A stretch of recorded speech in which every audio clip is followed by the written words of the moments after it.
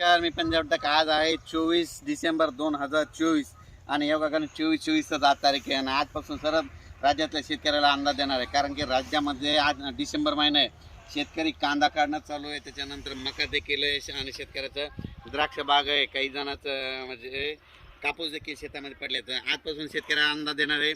आज 24 आणि 25 दरम्यान राज्यामध्ये फक्त म्हणजे नगर जिल्हा झालं, संभाजीनगर झालं, जळगाव जिल्हा, बुलढाणा जिल्ह्यात मध्यरात्री 1-2च्या सुमारात थोडाफार पाऊस येणार, रिमझिम अंदाज लक्षात येतात.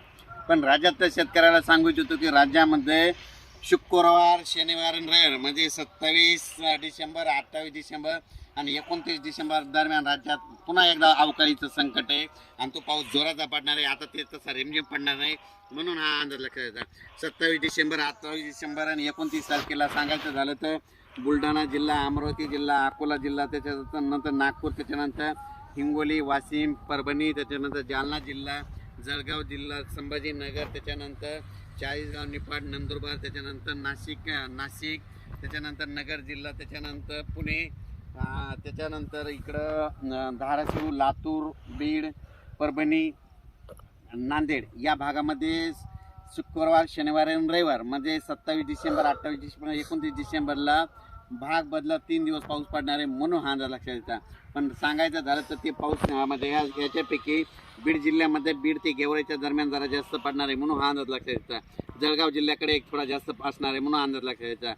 कन्नडकडे एक जास्त राहणार आहे, त्याच्यानंतर सिंदखेड राजा बुलढाणा जिल्ह्याकडे जास्त राहणार आहे, म्हणून हा अंदाज लक्षात यायचा. संभाजीनगरकडे देखील राहणार आहे, म्हणून हे लक्षात घ्यायचं. जळगाव जिल्ह्यात देखील जास्त राहणार हे लक्षात यायचं. श्रीरामपूरला राहणार आहे, शिर्डीकडे थोडा जास्त राहणार आहे, म्हणून लक्षात यायचं. पैठणला एक जास्त पाऊस पडणार आहे, म्हणून अंदाज लक्षात यायचा. राज्यात मध्ये शुक्रवार, शनिवार, रविवार म्हणजे 27 डिसेंबर, 28 29 अवकाळी पावसाची शक्यता आहे, म्हणून हा अंदाज लक्षात यायचा. अचानक वातावरणात बदल झाला तर लगेच एक मेसेज दिला जाईल. 31 तारखेपासून परत राज्यामध्ये थंडीला सुरुवात होणार आहे, म्हणून हे अंदाज लक्षात घ्यायचा. बऱ्याच शेतकऱ्याला सांगू इच्छितो की तुम्ही काय करा, आता तुमच्याकडे हरभरा असेल की आता हा म्हणजे आभाळ असल्यामुळे त्याच्यावर आली येते, एक चांगलं कीटकनाशक आणि चांगलं बुरशीनाशक मारा. हे पाहू शकता, माझा हे 18 एकरचा प्लॉट आहे आणि या ठिकाणी शेतकऱ्यासाठी अंदाज दिलेला आहे. आणि परत अचानक उद्या लगेच एक मेसेज दिला जाईल. धन्यवाद.